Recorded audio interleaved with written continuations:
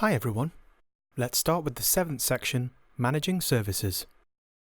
In this section, we'll be working on mastering the system by learning how to configure, stop, start, restart, and monitor services.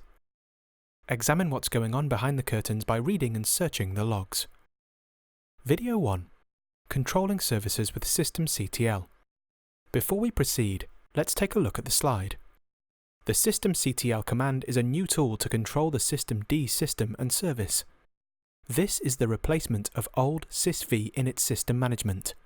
Most of modern Linux operating systems are using this new tool. Note that although systemd has become the default init system for many Linux distributions, it isn't implemented universally across all distros. Let's begin. Before we get into business, let's check the Man Systemctl Manual page. As you can see, the Systemctl controls the system and service manager, and then further we can also see that Systemctl may be used to introspect and control the state of the systemd system service manager. Due to its heavy adoption, familiarizing yourself with systemd is well worth the trouble, as it will make administering services considerably easier. Learning about and utilizing the tools and daemons that comprise systemd will help you better appreciate the power, flexibility, and capabilities it provides, or at least help you to do your job with minimal hassle. On terminal, type sudo su to become the super user, and now let's make use of Systemctl, like this: Systemctl start ssh to start ssh. To start the service on terminal, do Systemctl start ssh.service. To stop ssh service, just type Systemctl stop ssh.service. To restart SSH, just do Systemctl restart ssh.service.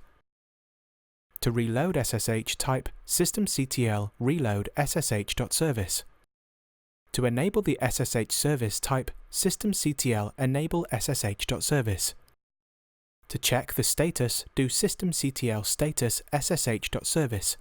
This will display that the service is actively running and the service PID.